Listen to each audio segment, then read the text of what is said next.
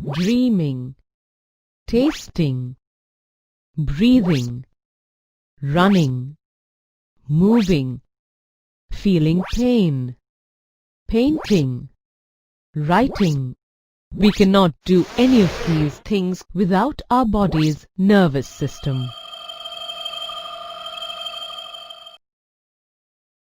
In this lesson, you will learn about the nervous system and its components, reflex action, and the structure of the human brain. At the end of this lesson, you will be able to describe the functions of the nervous system, describe the fundamental unit of the nervous system, the neuron, explain the communication between the central nervous system and parts of the body, describe the functions of the components of the brain, describe the mechanism behind the movement of a muscle, define reflex action, describe the parts of the human brain, and describe the function of the human brain. We know that the nervous system comprises of the brain, spinal cord, and a huge network of nerves that are spread throughout the body. The nervous system is responsible for sending, receiving, and processing messages in the form of chemical signals called impulses.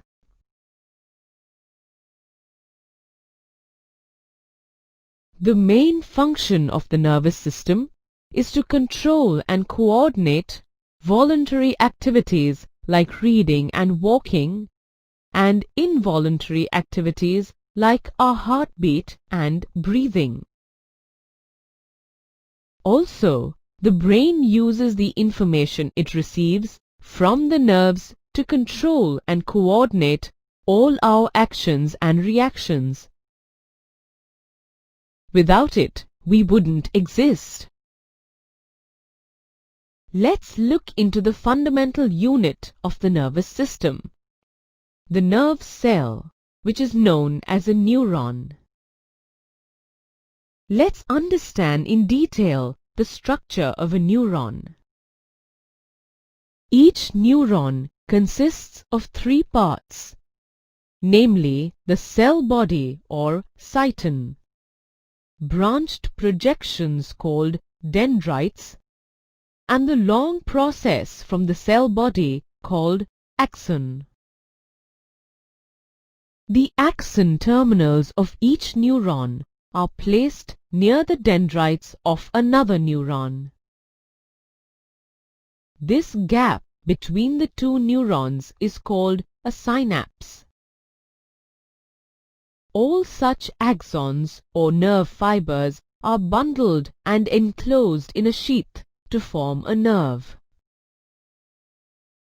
Nerves are seen as thin threads that emerge from the brain and spinal cord and branch out to all parts of the body. Nerves carry messages back and forth, similar to telephone wires. Let's analyze the different types of nerves. There are three types of nerves: sensory nerves, motor nerves, and mixed nerves. These nerves carry information in the form of electrochemical signals called impulses to and from the brain and spinal cord to the muscles located throughout the body.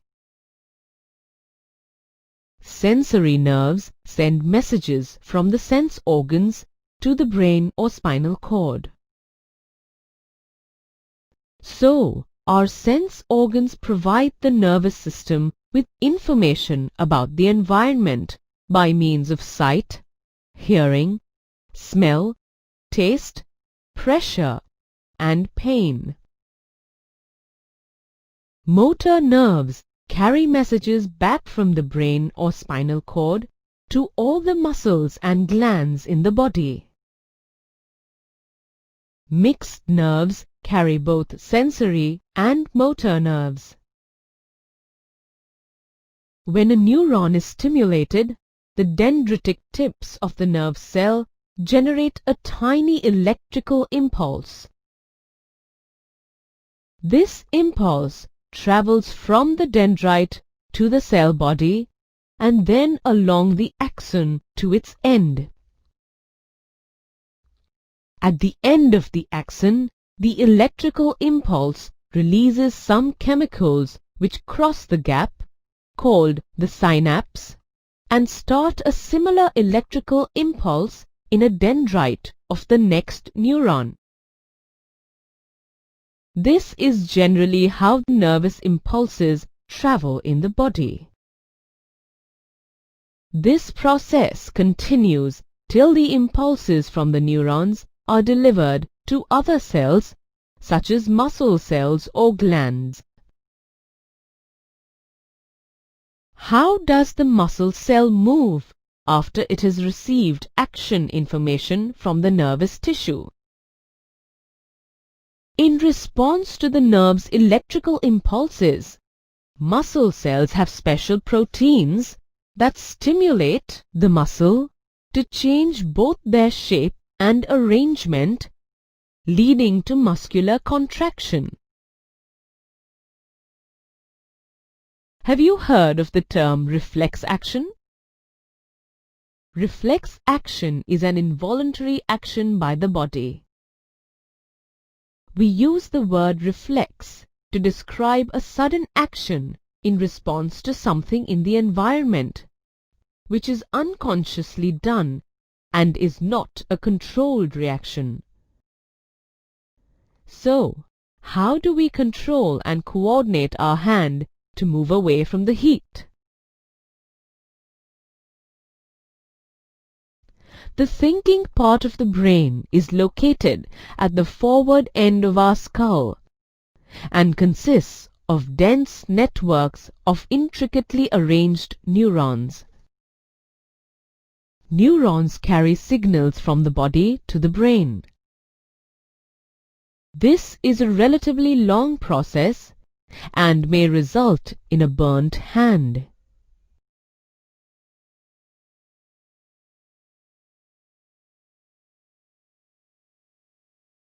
To overcome this problem, the nerves that detect heat are connected to the nerves that move muscles. Now the process of detecting the heat signal is complete. This pathway is called a reflex arc. So, where is the best place for reflex arc connections to be made? It would definitely be the spinal cord, as the nerves from all over the body meet in a bundle in the spinal cord on their way to the brain. Thus, reflex arcs are formed in the spinal cord itself, although the information input goes on to reach the brain.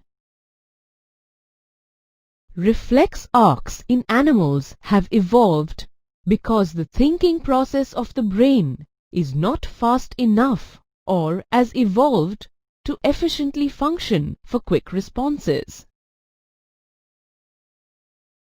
The nervous system is divided into two systems, the central nervous system and the peripheral nervous system. Both these systems are connected and function together. The central nervous system includes the brain and the spinal cord. Its main function is to get information from the body and send out instructions. Let's discuss the brain in detail. The brain is the main coordinating center of the body. It is a relatively small organ and constitutes about 2% of our total body weight. The human brain is a delicate organ and protected in a brain box called the cranium. Inside the cranium, the brain is contained in a fluid-filled space which provides further shock absorption. All the neural connections are concentrated in the brain.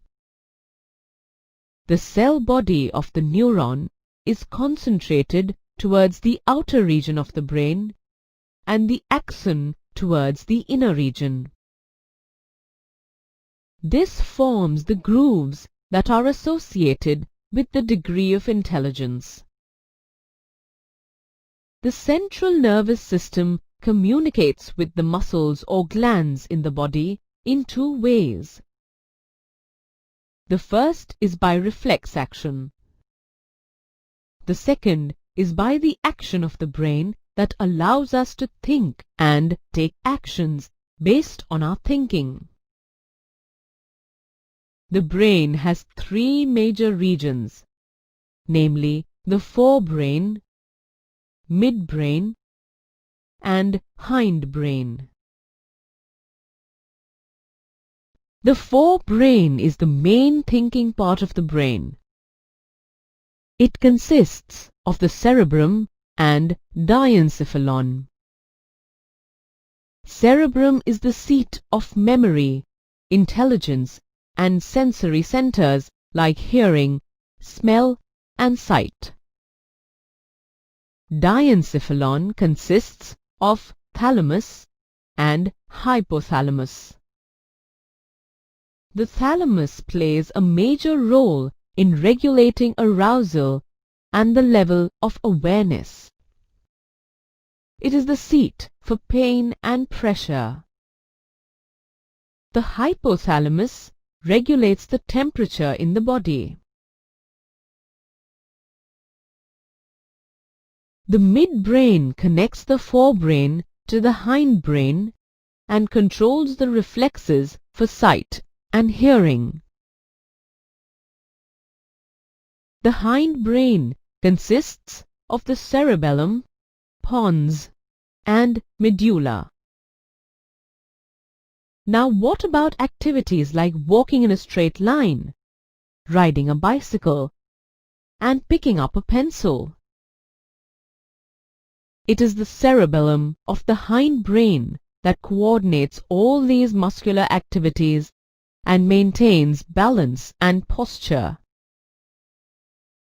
The next part is the pons that carries the impulses between the cerebellum and cerebrum. It controls arousal and regulates respiration. Medulla controls involuntary activities like blood pressure, salivation, breathing, beating of the heart, and peristaltic movements of the alimentary canal. The next part of the central nervous system includes the spinal cord. The spinal cord extends from the medulla of the brain through the whole length of the vertebral column and is protected by the vertebral column or backbone. The peripheral nervous system includes the cranial and spinal nerves. The cranial nerves originate from the brain, and a few cranial nerves carry impulses to and from the central nervous system. Some cranial nerves are mixed, while the rest are sensory and motor nerves. Spinal nerves originate from the spinal cord, and all spinal nerves carry impulses to and from the central nervous system. Spinal nerves are mixed nerves. The peripheral nervous system receives as well as transmits impulses. the former is carried out by sensory nerves and the latter is carried out by motor nerves. Motor nerves control both voluntary and involuntary functions. Based on the functions performed, the peripheral nervous system is classified as autonomous nervous system and somatic nervous system.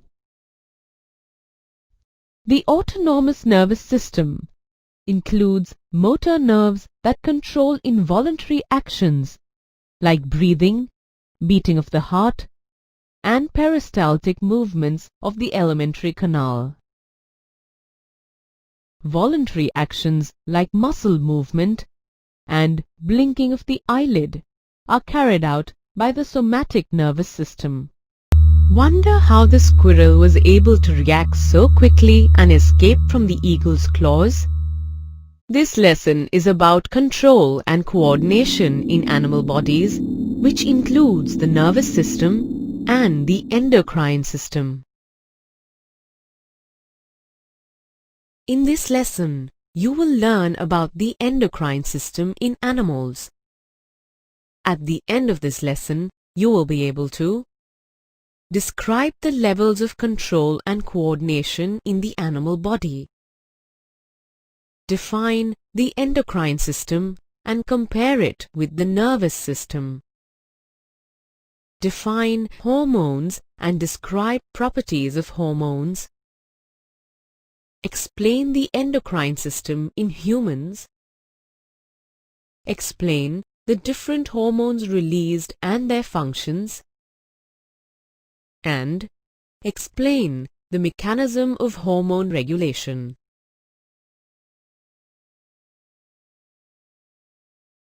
The animal body has two levels of control and coordination: nervous coordination and chemical coordination.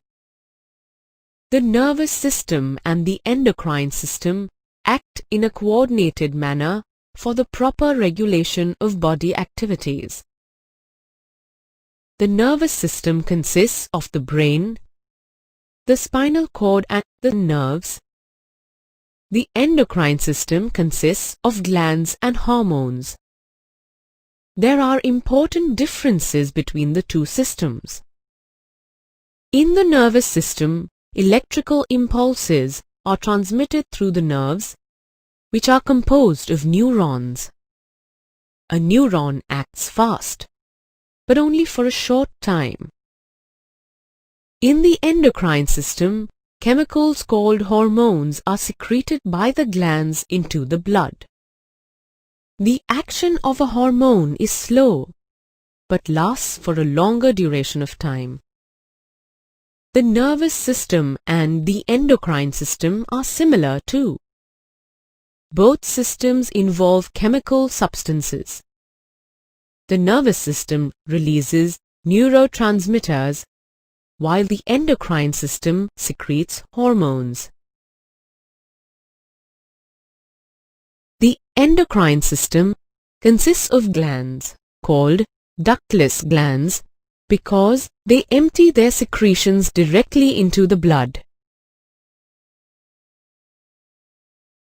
Hormones play a crucial role in the control and coordination of the body. Let's take a look at the general characteristics of hormones. They are secreted in minute quantities. They are poured directly into the blood and carried by blood circulation. They may be steroid, proteins, peptides, and amino acid derivatives. They act on target tissues or organs that are located far from the site of production. They are target specific. They are not stored and, except thyroxine, have high specificity. They are degraded by tissues and are excreted by the liver to the bile and by the kidney into urine. They bring about their characteristic effect on target cells by modifying cellular activities and They act as chemical messengers between the nervous system and body organs. For a better understanding of the endocrine system, let's look at the endocrine system in the human body. It consists of the pituitary gland, the pineal gland, the hypothalamus, the thyroid, the parathyroid, the thymus, the adrenal gland, the pancreas, the testes, and the ovary. We will look at the functions of each of these glands.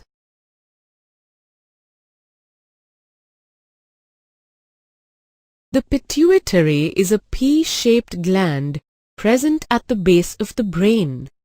It is connected to the ventral wall of the diencephalon.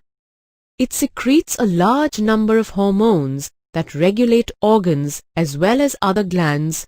Hence, it is also known as the master gland. One of the hormones it secretes is the growth hormone. This hormone controls the development of bones and muscles. Hyposecretion of this hormone in childhood leads to dwarfism, while hypersecretion of the hormone can lead to gigantism. The hypothalamus is located in the forebrain. It is a part of the diencephalon. It links the nervous system and the endocrine system through the pituitary gland. The hypothalamus controls body temperature, hunger, thirst, fatigue, and sweating. The thyroid gland is located in the neck, ventral to larynx in our body. It is known as the largest endocrine gland. It produces thyroxine, a hormone which regulates the carbohydrate, protein, and fat metabolism in the body so as to provide the best balance of growth. Hyposecretion of thyroxine leads to creatinine in children and myxedema in adults, whereas hypersecretion leads to exophthalmic goiter in adults. Iodine is essential for the synthesis of thyroxine. A deficiency of iodine in our diet can lead to a deficiency of thyroxine, which may cause goiter. One of the symptoms of goiter is a swollen neck. Parathyroid glands are two pairs of small, oval-shaped glands embedded on the dorsal surface of the thyroid gland in the neck. It secretes a parathyroid hormone or parathormone. Parathormone helps in the regulation of calcium and phosphate ions in bones and blood. Hyposecretion leads to parathyroid tetany, and hypersecretion causes osteoporosis.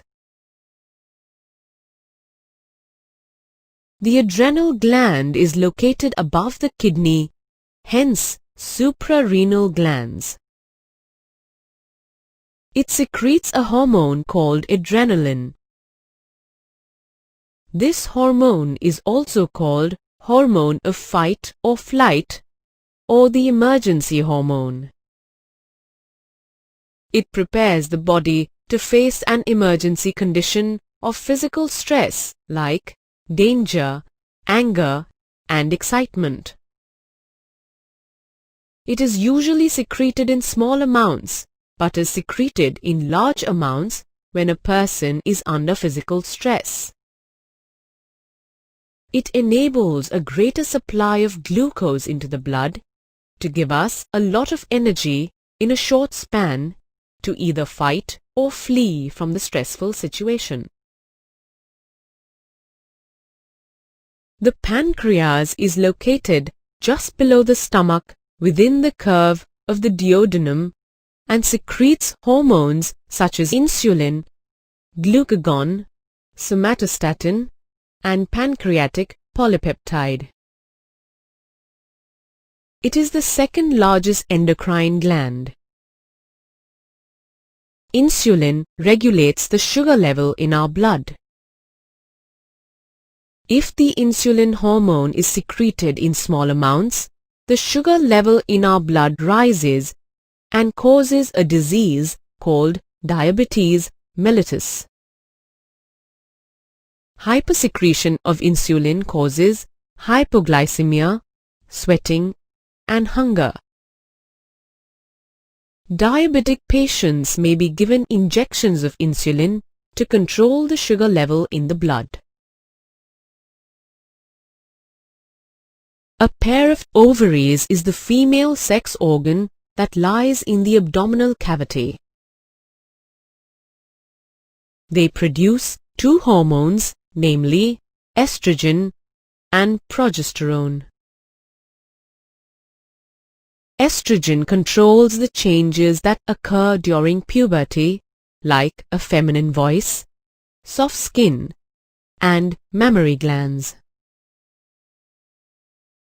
Progesterone controls the uterine changes in the menstrual cycle and helps in the maintenance of pregnancy.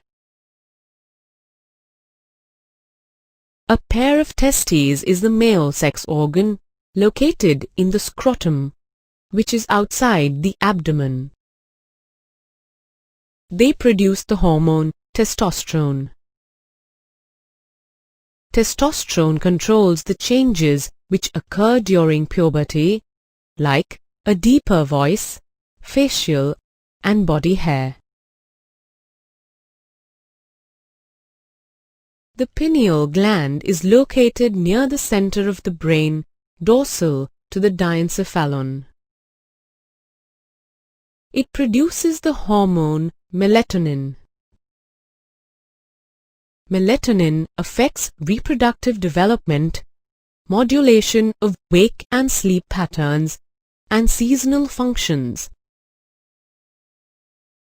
The production of melatonin by the pineal gland is stimulated by darkness and inhibited by daylight. The thymus is located in front of the heart in the upper part of the sternum.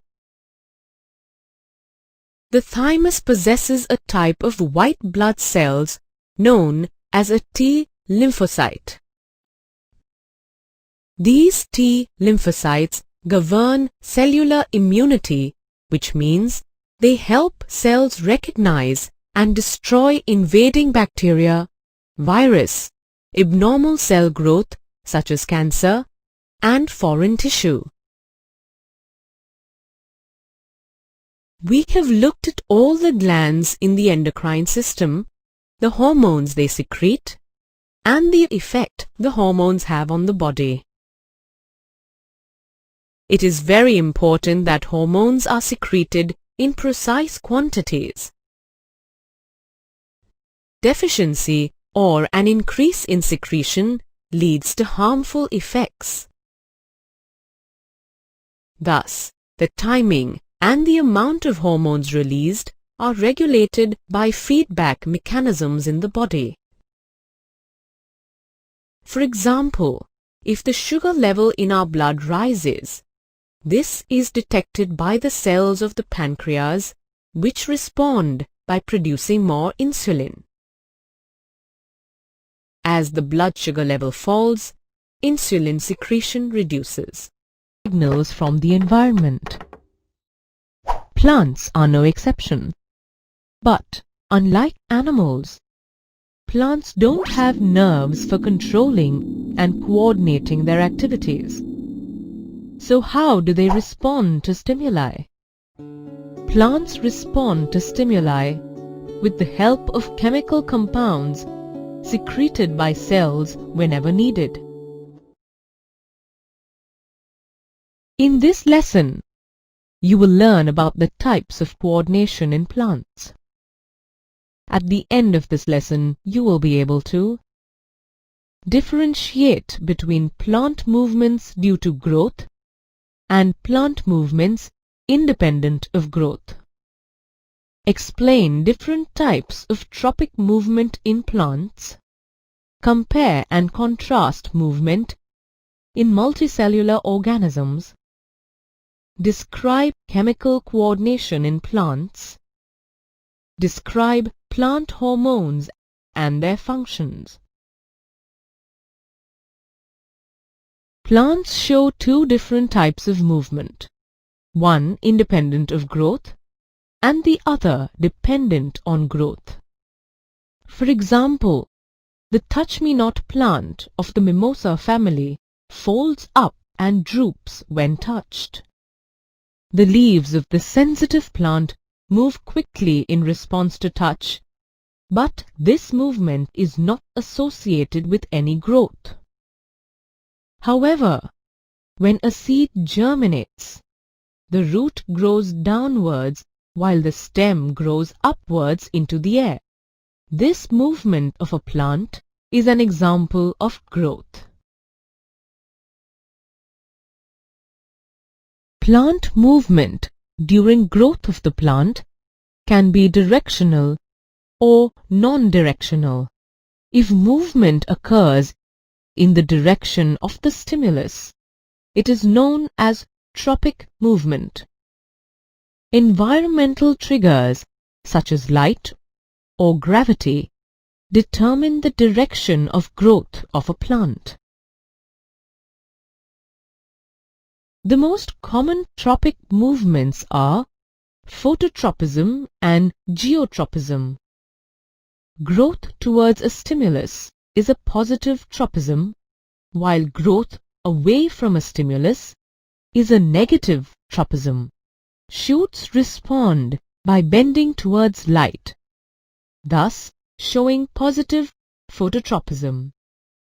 They grow away from gravity, thus showing negative geotropism.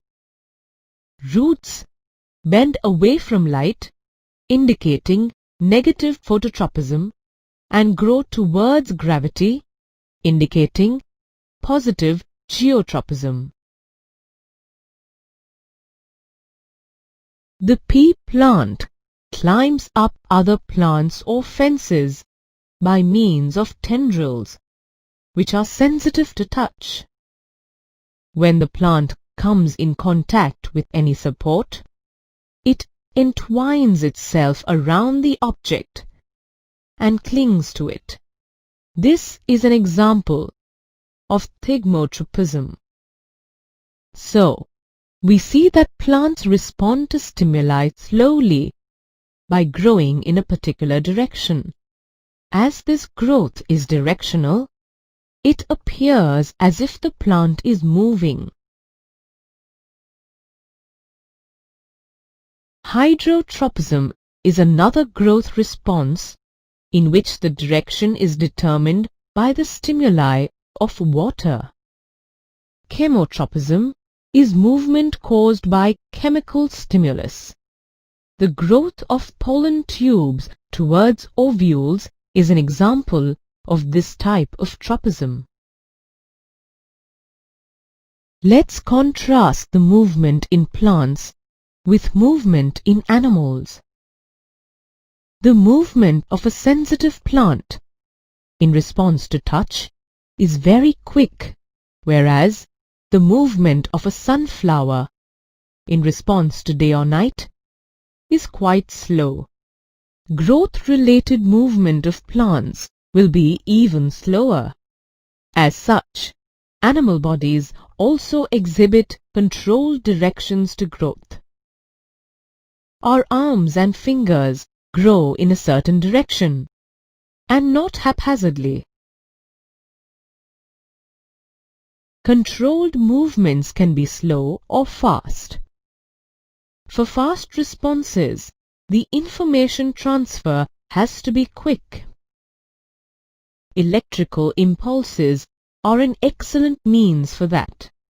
But electrical impulses reach only those cells that are connected by nervous tissue and not every cell in an animal body. Cells also cannot continually create and transmit electrical impulses. Instead, chemical communication is used. Stimulated cells release chemical compounds called hormones which diffuse all around the cell. If other cells around have the means to detect this compound using receptors on their surfaces, then they would be able to recognize information and even transmit it. This is a slower process but can potentially reach all cells regardless of nervous connections.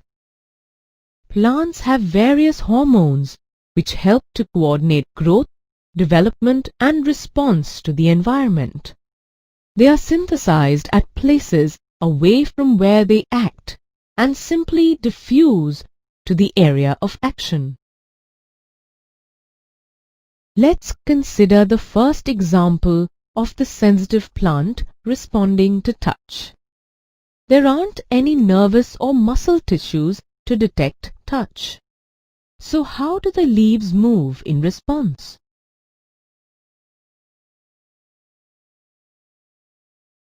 Like animals, plants also use an electrical chemical means to convey this information from cell to cell. That is why the point where a plant has been touched differs from the part that actually moves. Here is an example of the mimosa plant where chemicals and movement of water in plant cells control the movement of leaves. This movement is independent of growth. Again, like animals, plant cells must change shape in order for movement to happen. Instead of the specialized proteins found in animal muscle cells, plant cells change shape by changing the amount of water in them, resulting in swelling or shrinking, and therefore in changing shapes. This type of response is called nastic response. Unlike tropisms, movement in plants do not occur in the direction of the stimulus. Some other examples are the opening and closing of flowers and the movement of the Venus flytrap. Let's study the different types of plant hormones. Auxins. They are synthesized at the tip of their shoots and help the plant to grow. When one side of the plant is exposed to light, auxin diffuses towards the shady side of the shoot. This concentration of auxin stimulates the cells to grow longer on the side of the shoot which is away from light. Thus, the plant appears to bend towards light. They also promote cell enlargement and cell differentiation in plants.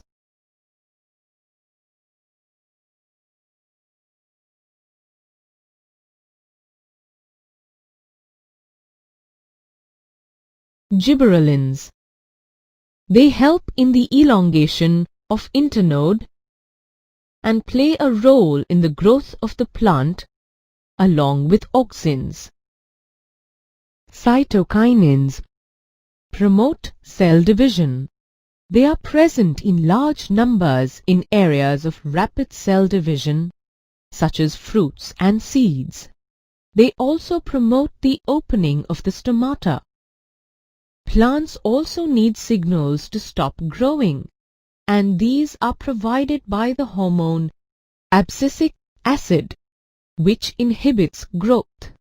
Its effects include the wilting of leaves and also promote the closing of the stomata.